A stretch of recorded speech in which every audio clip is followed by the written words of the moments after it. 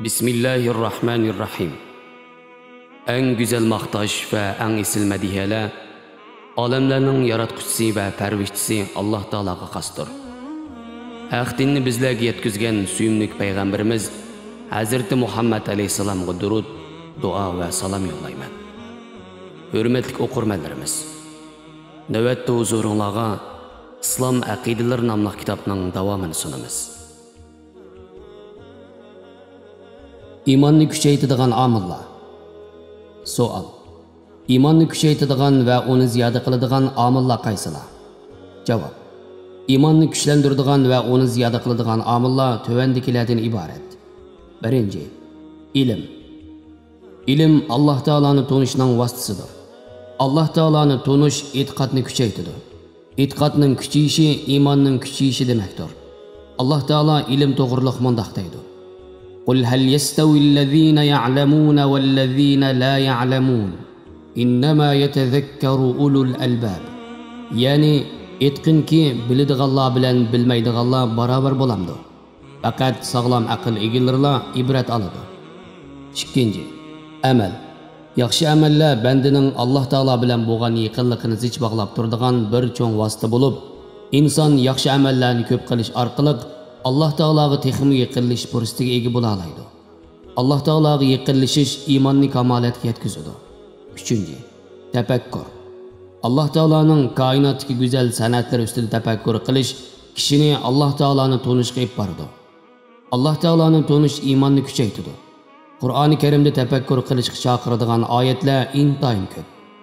Allah Teala'ning kamoli qudratlari ustida tafakkur qilish ibodatning javharidir. Dördüncü, Allah Teala'nı yad qilish, Qur'on tilovat qilish, tasbih tahlillarni aytish bilan Allah Teala'nı yad etish imonning kuchayishiga vosita bo'ladi. Chunki Allah Teala'nı yad etish uningga bo'lgan ixlos va muhabbatni oshiradi. Ixlos va muhabbat iymonni kuchaytiradi va kamolatga yetkazadi. Iymonning alomatlari. Savol. Iymonning alomatlari qaysilar? Javob. İmanның alametleri tövendikilerden ibaret. Birinci, güzel ahlak. Güzel ahlak söz, hareket ve iş faaliyetlerde doğru buluş demektir. Güzel ahlakның padişahı doğruluqdır. Güzel ahlak imanның kamilliğini namayan kılıdı. Allah Teala Peygamberimiz Muhammed Aleyhisselam'ı maqtab mundaq deydi: "Ve inneke le'ala xuluqin azim." Yani sen hakikaten büyük ahlakta egisan.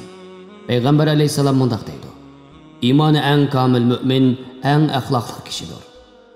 İkinci, Allah ve onun peygamberinin söygüsü. Allah ve onun peygamberi hemmedin suyumlik buluşu ve bu söygünün bütün iş faaliyet ve gap sözler ifadelenişi imanның alametlerindendir. Peygamber Aleyhisselam mundaq deydi: Kimki onunda üç xislat tepilsa, o imanның halavetini ve təmini tetigan boludu. Ola Allah ve onun peygamberi onunla hemmedin suyumlik buluş. Birovni dost tutsa, onu fakat Allah üçün dost tutuş. Birovni düşman bilse, onu fakat Allah üçün düşman biliş. İmandan yenip ketishni go'yo o'tga tashlangandan yomon ko'rish. Üçüncü, Allah Teala'dan qo'rqish. Allah Teala'ni haqiqiy tanigan kishi Allah Teala'ning ulug'ligini tanıydı.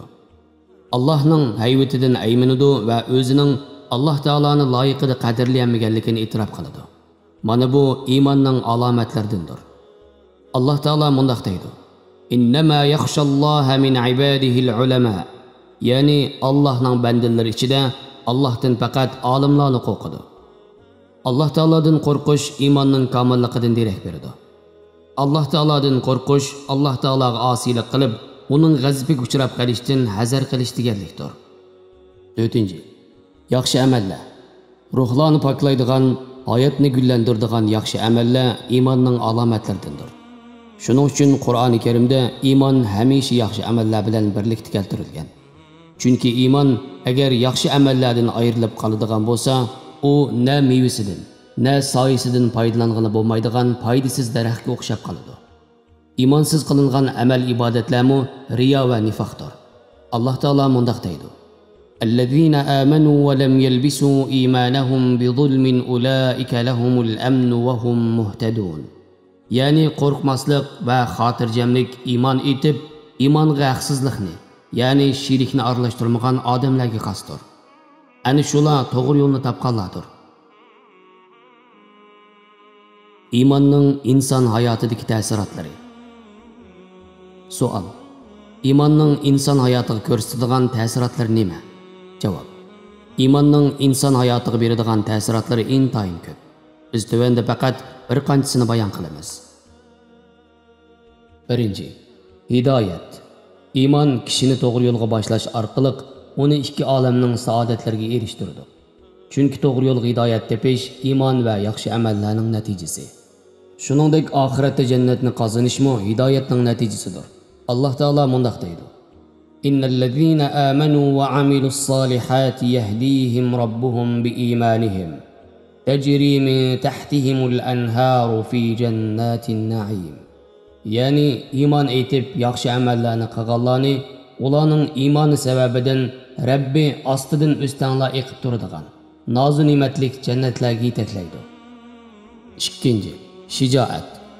İman musulmon kishida Alloh taoloning g'ayridan qo'rqmaydigan esil xislatni yetildiradi. Chunki iymonning haqiqati kishiga foyda ziyon yetkazish, o'ltirish, tirildirish va rizq berish faqat bir Alloh taoloning qo'lida deb e'tiqod qilishni talab qiladi. Musulmon kishi mushu e'tiqodi bilan o'zining azaldan hur ekanligini biladi va hurriyatini qo'g'dash yo'lida Alloh taolodan boshqa hech kimdan qo'rqmaydi. Alloh taolo Muhammad alayhisalomga ta'lim berib mundaq deydi: "Qul lan yusibana illa ma kataballohu lana huwa maulana." Ya'ni aytqinki, bizga faqat Allohning taqdir qilgan narsasi yetadi. U bizning madadkorimizdir. 3. G'alba. İman mümin kishilarni g'albiga erishtiradi. Alloh taolo haqiqiy mu'minlarni halokatlardan saqlaydi va dushmanlar ustidan g'olib qiladi. Bu Alloh taoloning va'dasidir. Bu vaqtda Alloh taolo mundaq deydi: "Va kana haqqan alayna nasrul mu'minin." Ya'ni mu'minlarga yordam qilish bizga tegishli bo'ldi. Zamonimizdagi musulmonlarning Alloh taolo va'da qilgan yordamlardan mahrum qilib, xor va zabulliq girdobiga tushib qolganligining birdan bir sababi ularning Alloh taolo talab qilgan ravishda haqiqiy mu'minlardan bo'lmaganligidan edi. Chunki mu'min so'zi bilan musulmon so'zi o'ttirsida umum va xoslik jihatdan farq bordir. Har qanday mu'min musulmon deyiladi, ammo har qanday musulmon mu'min deyilmaydi. Buning dalili mana oyat: "Qalatil a'rabu amanna qul lam tu'minu walakin qulu aslamna walamma yadkhulul iymanu fi qulubikum." Ya'ni sahrolik arablar iymon etdi deydi. Ularga aytqinki, texi iymon etmadinglar va lekin sizlar bo'ysundiq danglar, chunki iymon texi dilinglarga kirmadi. Alloh taoloning Qur'oni Karimdagi va'dalari haqida izlangan kishi Alloh taoloning mazkur va'dalarining hammasi mu'minlarga xos qilinganligini ochiq ko'ra oladi. 4. Qanoat. Iymon musulmon kishining qalbida qanoat va isil fazilatlarni yetishtiradi. Chunki haqiqiy chin iymon rizq faqat Alloh taoloning qo'lida. Alloh taolodan boshqa rizq berguchi yo'q. Alloh taolodan kelgan rizqni to'sib olguchi ham yo'q deb e'tiqod qilishni taqozo qiladi. Bu vaqt Qur'oni Karim mundaq deydi: "Allohu yabsutur rizqa liman yasha'u va yaqdir." Ya'ni Alloh xohlagan odamning rizqini keng qiladi va xohlagan odamning rizqini tor qiladi. 5. Xotirjamlik. Iymon musulmon kishining ko'ngliga xotirjamlik va omonlik bag'ishlaydi. Chunki dunyoda nurg'un kishilar javr, zulm va haqsizliklarga uchraydi. Lekin intiqom olishga ko'pinchisining kuchi yetmaydi. Moddiy va ma'naviy ziyon zahmatlarga uchraydi. Lekin ko'p hollarda uning badalini ko'ramaydi. Bu sababdan ular huzursiz va xotirjamsiz yashashga yuz tutayotganda iymon ularning bu dunyoda ololmagan intiqomlarini olib beradigan, tortgan ziyonlarini foydaga aylantirib beradigan karamlik Alloh taoloning adolatiga ishonib, oxiratni kutib, xotirjam, behuzur umr surishga undaydi. 6. Chidam va sabrchanlik. Iymon musulmon kishida boshqa kelgan har qanday balo, qazo va musibatlar oldida davranmaydigan chidamliq irodani yetishtiradi. Chunki haqiqiy chin iymon boshqa kelgan butun baloy ofat va musibatlar Alloh taoloning taqdir qilishi bilan bo'ladi deb e'tiqod qilishni talab qiladi. Shunga mu'min kishi beshiga kelgan har qanday o'ng'izsizliklar va musibatlarni qaysarlik bilan qarshi oladi va sabr bilan o'zini tutib olib, turmushini yanada behuzur davomlashtiradi. Iymonning inson hayotiga beradigan buningdan boshqa ijobiy ta'sirlari intayin ko'p. Ularni sanab bo'lish mumkin emas. Odamni iymondan chiqaradigan omillar. Savol: iymon va islomdan chiqib ketishga sabab bo'ladigan omillar qaysilar? Javob: ular tovandikilardan iborat. 1. Islom dinini inkor qilish. 2. Alloh taologa sherik keltirish. 3. Munofiqlik, ya'ni og'zida musulmonlikni so'zlab qo'yib, dilida ishonmaslik yoki uningga shak qilish. 4. Amal ibodatni yoki duoni Alloh taolodan boshqasiga qilib, ular orqali Alloh taologa yetadi deb e'tiqod qilish. 5. Kuffarlarning e'tiqodlariga va tutgan yo'llariga ko'ngildan rozilik bildirish. 6. Boshqalarning tutgan yo'llarini Muhammad alayhisalomning yo'lidan afzal ko'rish. 7. Qur'on va sahih hadislar orqali bekitilgan masalalarning birasiga inkor qilish. 8. Muhammad alayhisalomning payg'ambarligini inkor qilish yoki uni masxir qilish. 9. Musulmonlarning ziniga kuffarlar bilan birlashish. 10. Boshqa qonunlarni islom qonunidan afzal ko'rish. 11. Sehrgarlik qilish yoki sehrga ishonish. 12. Islom ta'limotlaridan yuz o'rish yoki ularni masxir qilish. 13. Alloh taoloning kitobi va payg'ambar alayhisalomning sahih hadislari bo'yicha hukm qilishga qoyil bo'lmaslik yoki islom qonunini kamsitish, ya'ni uni hozirgi zamonga moslashmaydi deyish. 14.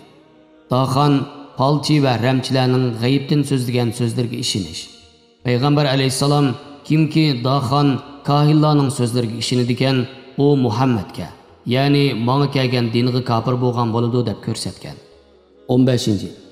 Alloh taoloning amr farmonlarini oshkor rad qilish, ya'ni haqiqatga iqror qilib turib, uningga bo'ysunishdan bosh tortish.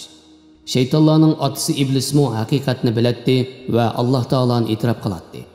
Biroq iblis takabburlikdan Alloh taoloning farmoniga oshkor qarshi chiqqanlik sababidan u kofirlardan bo'lib ketgan va Alloh taoloning rahmatidan mangulik qo'g'langan.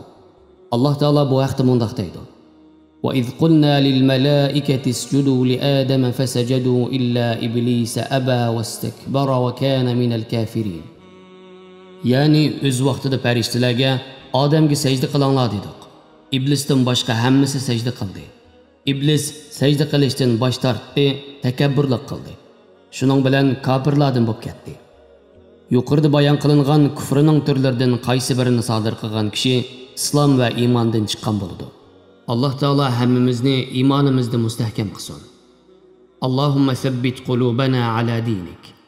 Ey Alloh, qalbimizni sening diningga mahkam qilgin.